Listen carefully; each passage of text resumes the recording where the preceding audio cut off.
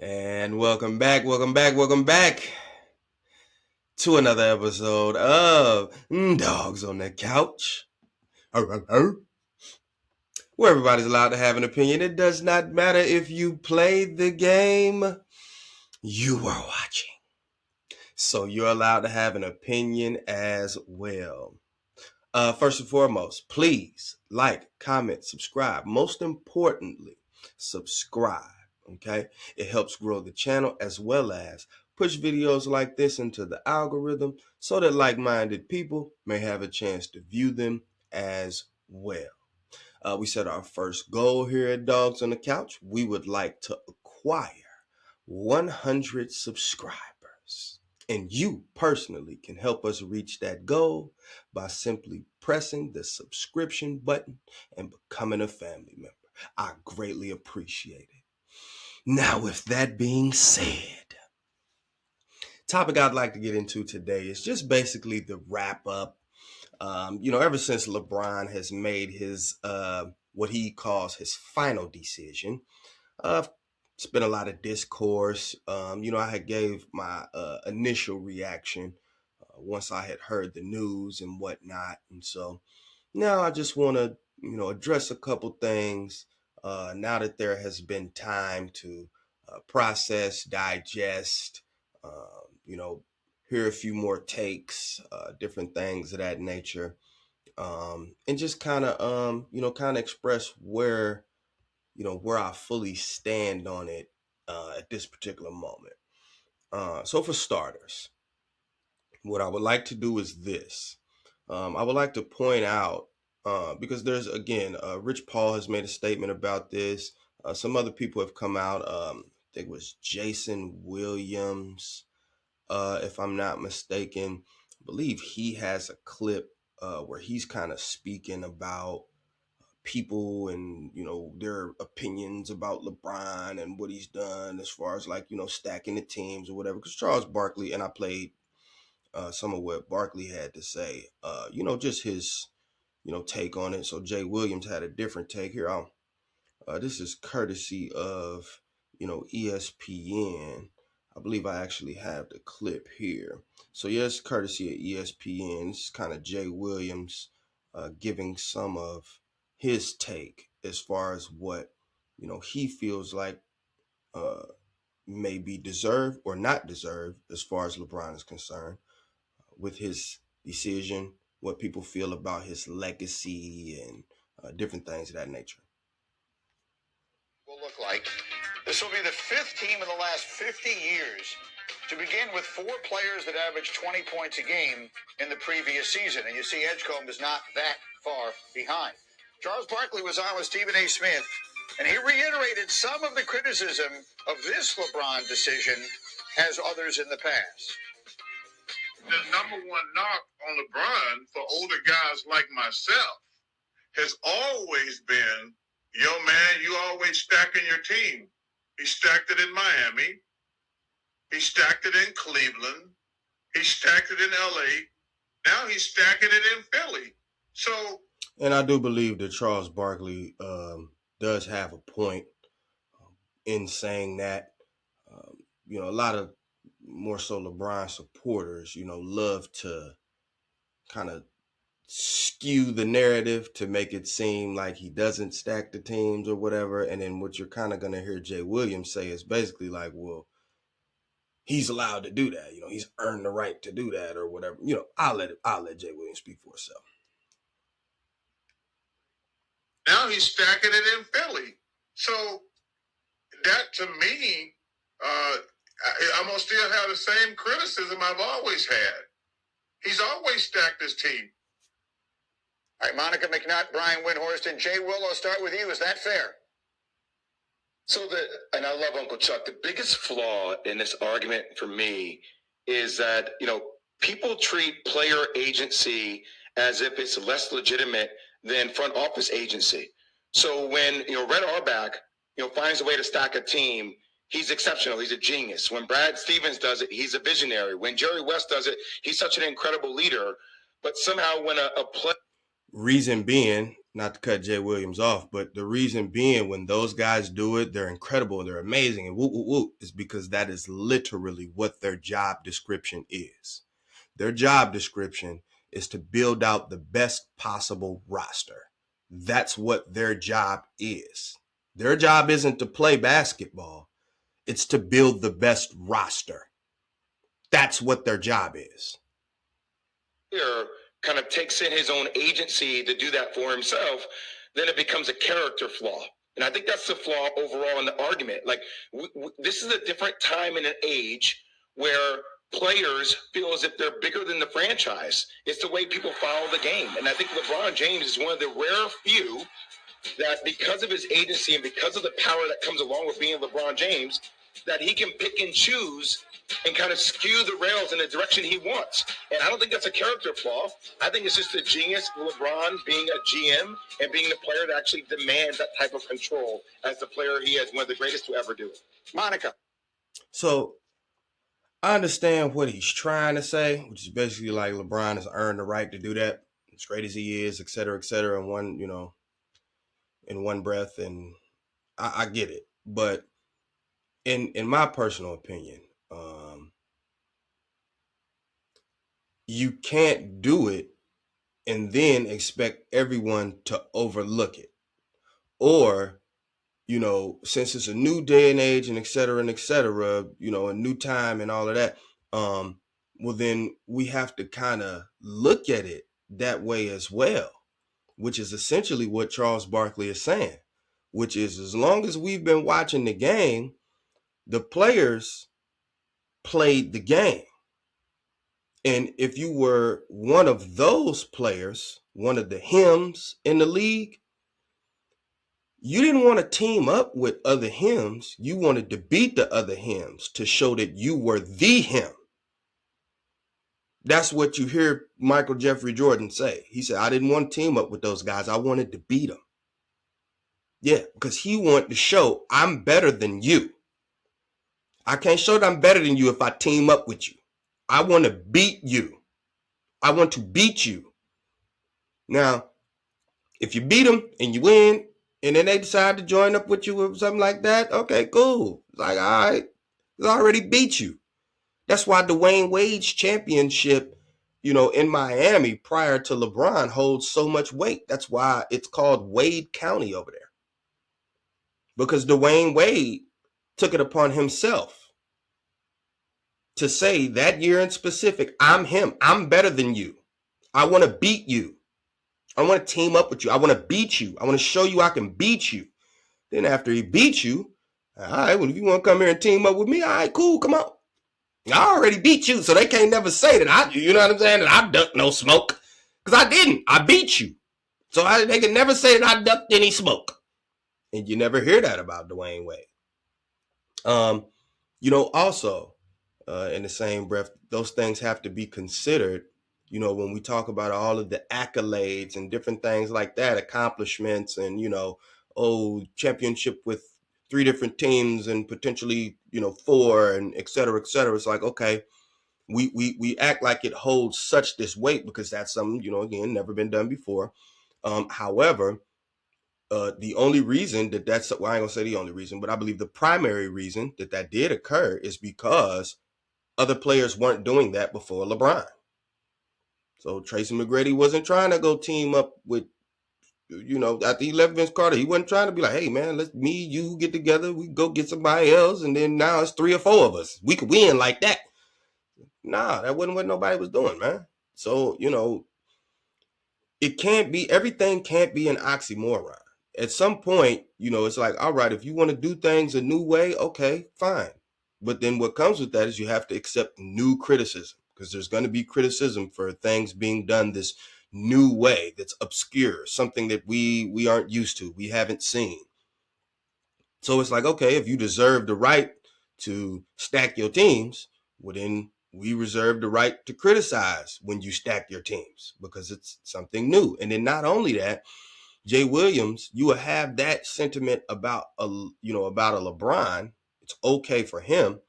But somehow we criticize Kevin Durant only because, that's the team that put you out. They put you out and then you went and you joined them. Who cares? The power's in his hands, right? He had the power to choose where he wanted to go. So why are we mad where he decided to go?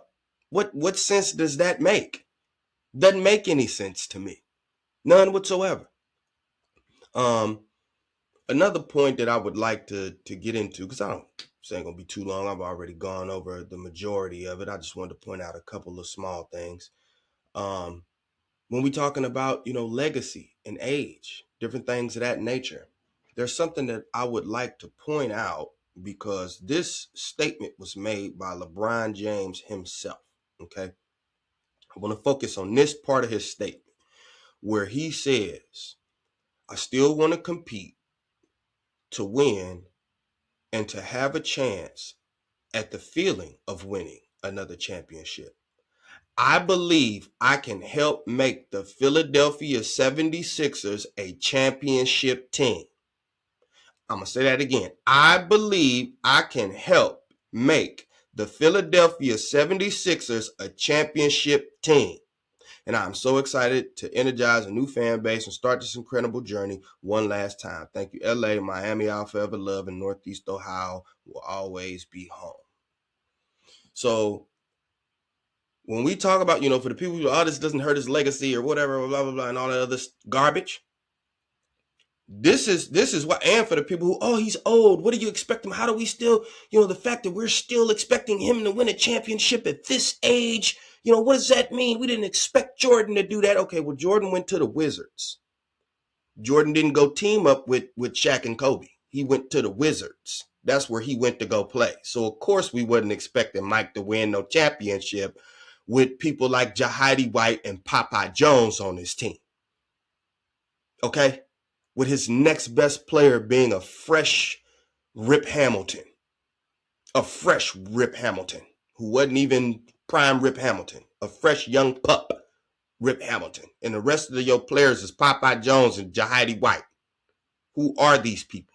Who are they? Tyrone Nesby. Who is that? LeBron would never go play with those names. LeBron would never play with a Popeye Jones. He would get that man traded immediately. Instead, Jordan was like, I'm going to come down there. I can help. And in fact, he did. All the way up till he hurt his knee, Jordan was on that trajectory. If I ain't mistaken, I think they started out 2-9 the very first year when he had came back. I think they started out 2-9. And then after that, he propelled them to 500 after a 2-9 start. So that's for starters. When we talking about Jordan, it's like, yeah, well, Jordan went to the Wizards, man. So we can't compare the two.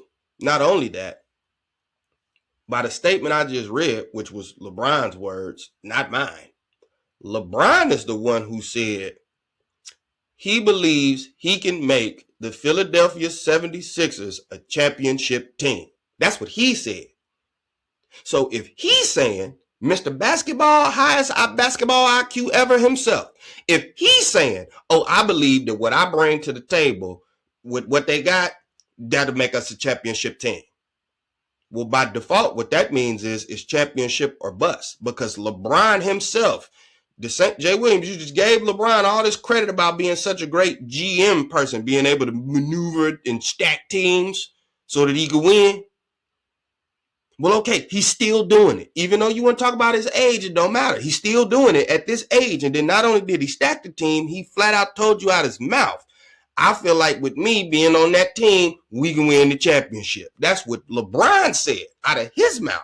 So who are we to try to rewrite what LeBron is saying? LeBron said he expects to win the championship there. Otherwise, he wouldn't have picked them. He wouldn't have picked to go there. That's what LeBron's saying. So if Bron's saying he expects them to win the championship, why wouldn't I? I don't care how old you are. You know what you're doing. You know who you went teamed up with. Then after you went teamed up with them, you came out and said, I expect us to be able to win the championship. I believe that with me on the roster, we could be a championship team. And I'm excited to get the journey started. That's what he said. Okay? So I'm not about to rewrite what LeBron said. He the one said that he feel like they're a championship team now. So respectfully, I'm expecting you to win the championship. It shouldn't be no excuses. I'm expecting you to win the championship. Anything less means that you could have went to one of these other teams because you ain't winning no championship with it. And you said that that's what you felt like could happen by you going there. Last but not least, one of the huge elephants in the room as far as the city of Cleveland is concerned. Okay. There are people torn between being upset with LeBron for not coming back, other people who are indifferent, and some people who like, we really don't care, man. He's great. He's wonderful. He's still, it's Cleveland, and we should build the statue for him. You know what I mean? He still should get a statue. I want to talk about the statue in specific, okay? Because my opinion, I see both sides. This is what I think should be done. If the Cleveland Cavaliers would like to build a statue for LeBron James and in his honor for the time that he spent playing for the Cleveland Cavaliers, I'm fine with them wanting to build that statue. However, I would have one stipulation. Build that statue in Akron. Build it there. Don't build that statue in Cleveland. Okay? Now, if you from the Northeast Ohio area or been around for a little while, you would know there was a time, and even still a little bit to this day, was a time where Cleveland and Akron really didn't mess with each other at all. Yeah, we a few minutes, 40 minutes up the road from one another, or whatever, 35, depending on what part you're going. But we really didn't mess with each other like that. Like, at all. They looked at us funny. We looked at them funny. They looked at us like we were stuck up. We looked at them like they was left behind. It was like, well, y'all need to catch up with the times. Look like y'all a little bit behind over there. That's how Cleveland used to look. So, this idea that Cleveland and Akron is the same thing, it's not. And LeBron has always gone out of his way to say he's a kid from Akron. He's never claimed Cleveland. Ever. Whenever it comes to talking about Cleveland, you don't necessarily say Cleveland is Northeast Ohio. That's what he even said in the tweet. Northeast Ohio will always be home. He didn't say Cleveland will always be home because he never claims Cleveland. He ain't from Cleveland. He's from Akron. And he lets you know that he's from Akron every chance he gets. So respectfully, since he's so loyal to Akron and don't want to claim Cleveland, well then I'm just wondering why is Cleveland, like why are we so gung-ho on claiming him? For what? Because he won the championship? This is my thing. Check this out. He won the championship for the Cleveland Cavaliers. That's who the championship was won for. He didn't win the championship. That championship wasn't just won for LeBron. It's not like LeBron can take our championship away from us. No, we got the championship. Yeah, the city of Cleveland, yeah, we got the championship. We still got it. LeBron can't come in and then take the championship away from us. We got it. Whether we claim LeBron, whether we continue to claim LeBron or not, we got the championship. Just like if Golden State decide that they don't want to claim Kevin Durant, well, they still get to claim the championships that they won with him there. They don't have to claim him as a part of they dynasty and all of that stuff. They don't have to claim him for that. They don't have to because he done went to all these other places, did all this other stuff. They don't got to claim him for that if they don't want to. Kevin Durant can't come in there and take them championships away from Golden State. He can't do that. So that's the way I look at it with LeBron. LeBron can't come in here and be like, yeah, well, you know what? Since y'all don't want to claim me no more, y'all don't want to kiss my butt no more, give me that championship back. Nope, LeBron, that's our championship. What did you say? You said Cleveland. This is for you. You didn't say Akron. This is for you. You said Cleveland. This is for you. Appreciate it, Brian. Give us that. We'll take it. Yep. That's for us. This one's ours. Okay. We got this one. This one is for us. Okay. Even you said that. So respectfully, since he can't come in here and take the championship away from us, we always gonna be the 2016 champions. It's always gonna belong to us. Whether we kiss LeBron butt or not, that championship still here. It still belong to us. So if you ask me, if you want to build that statue for LeBron, by all means, go ahead. Just build it in Akron. Don't build it here in Cleveland. Because in closing, what I believe is the same way that LeBron has separated himself from Cleveland and then didn't want to spin the block on us to close his career out, we should start separating ourselves from him as well. Because he spent just as much time in LA as he did here. He also spent time in Miami, and then now he's going to spend time in Philly. So there's no need for us to keep holding to LeBron like he's just ours. He not. LeBron for everybody. He not just ours. He not just for us. He for everybody. So we should stop trying to claim so hard like he us, like this is us. Yeah, but he's always us. No, he not. He's not. He's always Akron. That's what he always is. He's always Akron. He not always Cleveland. He not always us. So we need to start separating ourselves from him. And the level of love that we put out to him, we need to be putting that type of love into Jose Ramirez. Okay? A guy taking a pay cut just because he loved the city of Cleveland. He feel like this is home.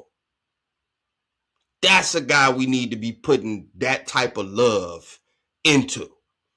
A guy like Denzel Ward, who done stood 10 toes down for the Cleveland Browns ever since he's been here. Good, bad, whether the team is good, bad, or indifferent.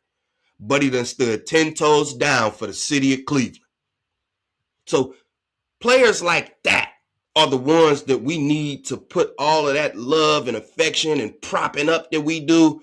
We need to cut that out with LeBron going forward and let some of these other places, let them do that for him.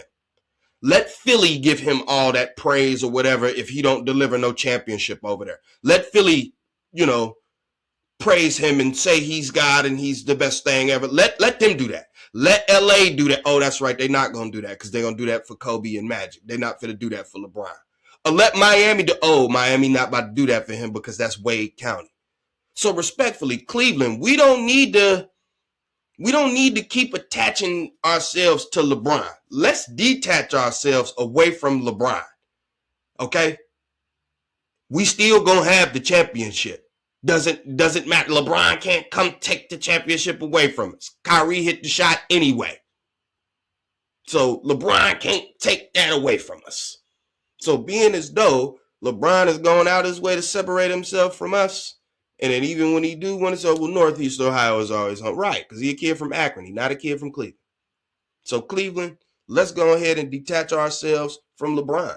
That way, we won't even have, none of them emotions not going to matter no more. When he come back here to play, we need to treat him just like anybody else. We need to boo the crap out of him. We already gave him the video, and he gave us the fake tears and all that other stuff. Because if you was crying, it was that emotional, you would have came back here.